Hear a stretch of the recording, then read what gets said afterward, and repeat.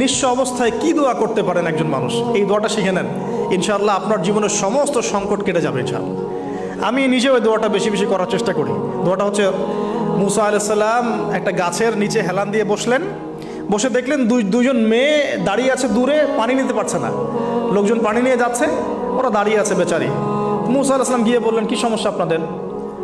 এটা নিয়ে আপনারা আবার মেয়েদের সাথে কথা বলার চেষ্টা করেন, ঠিক আছে? তো মাহারাম গায়রা মাহারাম মেনে চলেন।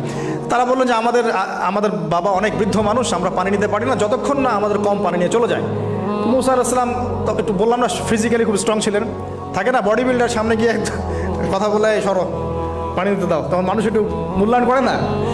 তো মুসা আলাইহিস সালাম এভাবে পানি নিয়ে দিলেন এবং বাছুরদেরকে পানি পান করালেন, করিয়ে গাছের নিচে এসে বসে আছেন। বসে বসে তিনি দোয়া করছেন, এই যে দোয়াটা তিনি দোয়া করছেন, রব্বি, একটা নেক কাজ করলেন, নেক কাজ করলেন না, মানুষের উপকার করলেন, নেক কাজ করে এসে গাছের নিচে বসে দোয়া করছেন, আল্লাহ এখানে তো আমার খাবার পানি বাসস্থান কিছুই নাই, আমি কি করব? রব্বি ইন্নি লিমা আনজালতা ইলাইয়া মিন খায়রিন ফাকির, রব্বি ইন্নি লিমা আনজালতা ইলাইয়া মিন খায়রিন ফাকির। আবার বলেন, রব্বি ইন্নি লিমা আনজালতা ইলাইয়া মিন খায়রিন ফাকির। অর্থ হচ্ছে, হে আল্লাহ, তুমি তোমার পক্ষ থেকে আমার উপরে যে নেয়ামতগুলো দিবে, আমি এর জন্য ফকির হয়ে বসে আছি। আল্লাহ অর্থ বুঝে পড়বেন ভাই, নামাজ রোজা হজ জাকাত যাই করেন আল্লাহর ওয়াস্তে অর্থ বুঝে পড়বেন। অর্থ বুঝে পড়লে আপনার ইবাদতের স্বাদ পাবেন, তৃপ্তি পাবেন, আল্লাহর সাথে কানেকশন হবে, আল্লাহর নূর পাবেন, মাআরিফত পাবেন, সত্য স্বপ্নও দেখবেন তখন ইনশাআল্লাহ। তখন সত্য স্বপ্ন দেখবেন ইনশাআল্লাহ। আল্লাহ পাক তৌফিক দান করে নেন। এবার আল্লাহ পাকের সাহায্য নেমে আসলো, ওই দুই মেয়ের মধ্যে একজন হেঁটে হেঁটে চলে আসছে। এবার এই মেয়ের হাঁটা সম্পর্কেও কোরআন কথা বলেছে, সুবহানাল্লাহ। এই মেয়ে কিভাবে হেঁটে এসেছে এই হাঁটার বর্ণনাও কোরআন দিয়েছে। কোরআন বলেছে এই মেয়ে হেঁটে আসছে লাজুক পায়ে। এখন আপনি এই পুরো ওয়ার্ল্ডের মেয়েদের হাঁটা দেখেন, লজ্জা আছে? তাহলে মেয়েদের সাথে লজ্জা একটা গভীর সম্পর্ক আছে।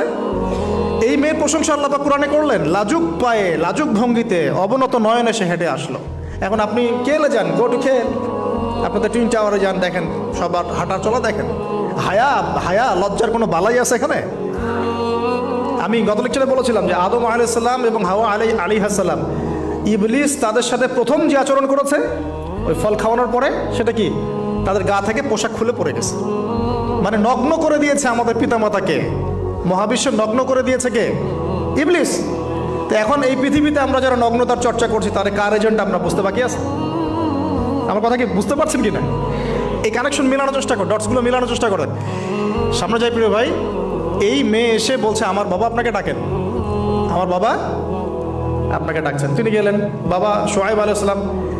তখন এক বোন ইনডাইরেক্টলি বাবাকে বোঝাচ্ছে যে বিয়ে শাদী দিলে ভালো হয়। এক বোন বলছে যে আপনি তো তাকে পুরস্কৃত করতে চাচ্ছেন, তাহলে এরকম কওয়িউন আমিন একজন মানুষকে সবচেয়ে ভালোভাবে পুরস্কৃত করা যায় তার যথাযোগ্য প্রতিদান দেওয়ার মধ্য দিয়ে। তো মেয়ের ইশারা বাবা বুঝেছেন, তিনি নিজের এক মেয়ের সাথে মুসা আলাইহিস সালাম বিয়ে দিলেন, সুবহানাল্লাহ। তবে শর্ত দিলেন, দেন মোহর কি? মোহর তো নাই। মোহর কি এবার? মোহর হচ্ছে 8 বছর তোমাকে আমার ফার্মে কাজ করতে হবে। এটা আগেকার একটা স্টাইল ছিল, সুন্নাহ। এটা এখন নাই যদিও, আগে এরকম ছিল যে দেনমোহর দেওয়ার জন্য এই একটা পদ্ধতি ছিল। যেমন ইয়াকুব আলাইহিস সালামের ক্ষেত্রেও এরকম 7 বছরের কথা আসছে, তিনি 7 বছর তার শ্বশুরের ফার্মে কাজ করেছেন। এটা নতুন ছিল না ওই সময়, এটা কমন ছিল। এখন যেমন আমাদের দেশে কমন 10 লাখ টাকা মোহর হবে, 10,000 টাকা দিব, বাকিটা সব বাকি, তাই না? তো এরকম আর কি কমন কিছু বিষয় থাকে আর কি। আস্তাগফিরুল্লাহ, মাফ করো। বলবে বাসরাতে, বলবে আমাকে মাফ করে দাও। শুরুতেই নিজের গায়রথহীনতার পরিচয় দিল। আবার এদিকে শ্বশুরের কাছে মাশাল্লাহ মোটা আমাকে ডোনেশন নিতে চাচ্ছে, যৌতুক। বিয়ে আমাদের ওখানে মাশাল্লাহ মানে কেনা বেচা, মেয়ে বিক্রি করতেছে আর ছেলে কিনতেছে। এবার 8 বছর পূর্ণ করা হলো, তিনি আরও 2 বছর 10 বছর পূর্ণ করলেন। এই 10 বছরে মুসা আলাইহিস সালাম নববী পরিবেশ পেলেন, অভিভাবক পেলেন, স্ত্রী পেলেন, প্রেমময়ী সন্তান ইত্যাদি সব কিছু। এবার আল্লাহ রাব্বুল আলামিন তাকে মিশরের দিকে যাওয়ার যে সময় তো এখন হয়ে গেছে, 10 বছর হয়ে গেছে, মিশরের দিকে যেতে হবে। যাওয়ার পথে স্ট্রিট প্রসব বেদনা উঠেছে। তখন মুসা আলাইহিস সালাম আগুন খুঁজছেন। আগুন কি খুঁজছেন ভাই? আগুন খুঁজতে তুর পাহাড়ের ওখানে গিয়ে দেখছেন যে আগুন গাছে জ্বলছে, সবুজ পাতার উপরে আগুন, তিনি অবাক। এই সময় আওয়াজ আসলো, বিসমিল্লাহির রহমানির রহিম, ইন্নী আনা রব্বুক ফাখলা'না আলাইক ইন্নাকা বিল ওয়াদিল মুকদ্দাস তুয়া। মুসা, ইন্নানি আনা আল্লাহ লা ইলাহা ইল্লা আনা ফা'বুদনি ওয়া আকিমিস সালাতা লিযিকরি। মানে এখানে অনেকগুলো কথা আছে, সূরা তাহার মধ্যে আছে। আওয়াজ চতুর্দিক থেকে ভেসে আসলো, মহান আল্লাহ রব্বুল আলামিন তার শান অনুযায়ী, তার ইজ্জত অনুযায়ী তিনি যেভাবে কথা বলেন সেভাবে মুসা আলাইহিস সালামের সাথে কথা বললেন। আল্লাহু আকবার।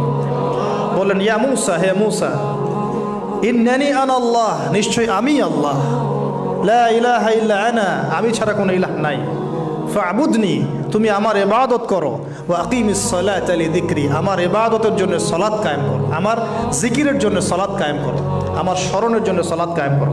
ফাখলা'না আলাইক, তোমার জুতা খুলে ফেলো, ইন্নাকা বিল ওয়াদিল মুকদ্দাস তুয়া, তুমি তুয়া উপত্যকায় আছো, পবিত্র তুয়া উপত্যকায় আছো। আদব শেখানো হলো, এভাবে অনেক কথোপকথন হলো। নবী মুসা আলাইহিস সালাম ভয় পেয়ে গেলেন এবং আল্লাহ পাক আরো কথা বললেন, ওয়ামা তিলকা বিয়ামিনিকা ইয়া মুসা, তোমার ডান হাতে এটা কি? মুসা আলাইহিস সালাম বলছেন, ক্বালা হিয়া আসায়া আতাওয়াক্কাউ আলাইহা ওয়া আহুশু বিহা আলা গনামি ওয়া লিয়া ফিহা মাআরিব উখরা, এটা তো আমার লাঠি, এটা দিয়ে আমি ডালপালা পারি, আমার ওই যে গবাদি পশু চড়াই। আল্লাহ পাক বলছেন যে এটা ছুঁড়ে মারো, আলকিহা ইয়া মুসা, এটা ছুঁড়ে মারো। ফালকাহা, তিনি ছুঁড়ে মারলেন, ফাইদা হিয়া হাইয়াতুন তাসা, এবং এটা ছোটাছুটি শুরু করলো, বড় একটা সাপ হয়ে গেল। সুবহানাল্লাহ। এগুলো কোনো গাল গল্প নয়, এগুলো আল্লাহ রাব্বুল আলামিনের মুআজিজা, মুআজিজাতুল কুবরা, এটা বড় মুআজিজা। তিনি পিছনের দিকে দৌড়ানো শুরু করলেন সাপ দেখে, খাইফা ইয়াতারাক্কাব, মানে ভয়ে দৌড়ানো শুরু করলেন। আল্লাহ পাক বলছেন, লা ইয়াখাফু লাদাইনাল মুরসালিন, আমার কাছে রসুলগণ ভয় পায় না, তুমি ভয় পেও না, তুমি ওটাকে ধরো পিছন থেকে, সেটা আবার লাঠি হয়ে যাবে। পিছন থেকে হাত দেওয়া হলো, লাঠি হয়ে গেল। সুবহানাল্লাহ। এবার বলছে যে তুমি তোমার বগলের নিচে হাত ঢুকাও। মুসা আলাইহিস সালাম বগলে হাত ঢুকালেন, বের করলেন, হাত থেকে টর্চ লাইটের মতো আলো বের হওয়া শুরু। এটা দ্বিতীয় নিদর্শন। কেন দেয়া হলো নিদর্শন? এবার আল্লাহ পাক তার দায়িত্বটাকে বলছেন, তোমাকে নিদর্শনগুলো কেন দিলাম, তোমাকে মনোনীত কেন করলাম, কেন তোমাকে মনোনীত করলাম মুসা, তোমার কাজটা কি? তোমার কাজ এখন এইটা, ইযহাব ইলা ফিরআউনা ইন্নাহু তাগা, তুমি ফিরআউনের কাছে যাও। ফিরআউন সীমা লঙ্ঘন করেছে, মনে আছে ফিরআউনের কথা? সীমা লঙ্ঘন করেছে। তখন মুসা আলাইহিস সালাম তার অপারগতা প্রকাশ করছেন এভাবে, তিনি বলছেন, আল্লাহ, আমার তো জিহ্বায় জড়তা আছে, আর আমি তো ওখানে এক ব্যক্তি, আমার খুনের অভিযোগ আমার কাঁধে, আমি এখন কিভাবে কি করব আল্লাহ? তখন আল্লাহ রাব্বুল আলামিন বলছেন, এই দোয়াটা করো। কোন দোয়া? মুসা আলাইহিস সালাম বললেন, রব্বি ইশরাহ লি সাদরি, হে আল্লাহ, আমার বক্ষ প্রশস্ত করো, ওয়াসসির লি আমরি, আমার কাজকে সহজ করে দাও, ওয়াহলিল উকদাতাম মিন লিসানি, আমার জিহ্বার সমস্ত জড়তা দূর করে দাও, ইয়াফকাহু কাওলি, যাতে মানুষ আমার কথা বুঝতে পারে। আর আমার সাথে আমার পরিবারের মধ্য থেকে ওয়াজআলনি ওয়াজিরাম মিন আহলি, আমার পরিবারের মধ্যে একজন ওজির আমাকে দাও, সাথী। হারুন আখি, আমার ভাই হারুনকে দান কর। সুবহানাল্লাহ। হারুন আলাইহিস সালামকে নবুয়ত দেওয়া হলো, দুজনকে আল্লাহ পাক এখন বলছেন, ইযহাবা ইলা ফিরআউন, তোমরা দুজন এখন ফিরআউনের কাছে যাও। ফাইন্নাহু তাগা ফাকুলা লাহু কাওলান লাইয়িনা, তবে তাকে গিয়ে কর্কশ ভাষায় কথা বলবে না, নরম স্বরে কথা বলবে। দায়ীদের এখানে সুন্নাহ, দায়ীদের জন্য শিক্ষা আছে, দায়ী আলেম যারা মুবাল্লিগ তাদের শিক্ষা আছে। ফিরআউনের সামনে গিয়ে দাওয়াত দিলেও কিভাবে দিতে হবে? ফাকুলা লাহু কাওলান লাইয়িনা, নম্রভাবে কথা বলো। লাআল্লাহু, কেন নম্রতার সাথে? লাআল্লাহু ইয়াতাযাক্কারু আও ইয়াখশা, হয়তোবা নম্রতা প্রদর্শন করলে সে উপদেশ গ্রহণ করতে পারে, অথবা সে আল্লাহকে ভয় করতেও পারে।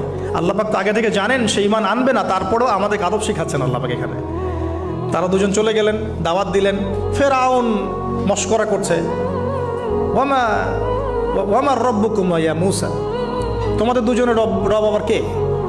হ্যাঁ, মুসা আলাইহিস সালাম বুঝাচ্ছেন, রব্বি আল্লাযী, আমার রব সেই রব যিনি জীবিতকে মৃত করেন, মৃতকে জীবিত করেন, ইত্যাদি। মানে যার হুকুম ছাড়া একটা গাছের পাতাও নড়ে না, যিনি মাটি থেকে সব উৎপন্ন করেন, বৃষ্টি বর্ষণ করেন, সব বুঝালেন। ফিরআউনের বক্তব্য তখন এটাই ছিল, তোমাদের কাছে কি কোন নিদর্শন আছে, কোন আয়াত নিদর্শন আছে? হ্যাঁ, নিদর্শন আছে। কি? লাঠি ছুঁড়ে মারলেন, সাপ হয়ে গেল। এখন ফিরআউন বলছে, এটা তো জাদু, এটা কি? আমার জাদুকররা ওটা পারে, জাদুকরদেরকে ডেকে না হলো, জাদুকররাও লাঠি ছুঁড়ে মারলো, সাপ হয়ে যাচ্ছে। কিন্তু এই বড় সাপ ওদের সব সাপকে খেয়ে ফেললো। তখন ফেরাউন কিন্তু ভয় পেয়ে গিয়েছিল। এরপরেও এই হাত বের করে আলোর এই নিদর্শন দেখানো হলো, তাওহীদের দাওয়াত দেওয়া হলো, ফেরাউনকে ভয় করতে বলা হলো, ফেরাউনকে সতর্ক করা হলো যে আমার রব, আপনার রব, সবার রব হচ্ছেন আল্লাহ। সব কিছু বোঝানো হলো, কিন্তু ফেরাউন এই কোনো কথাই গ্রহণ করলো না।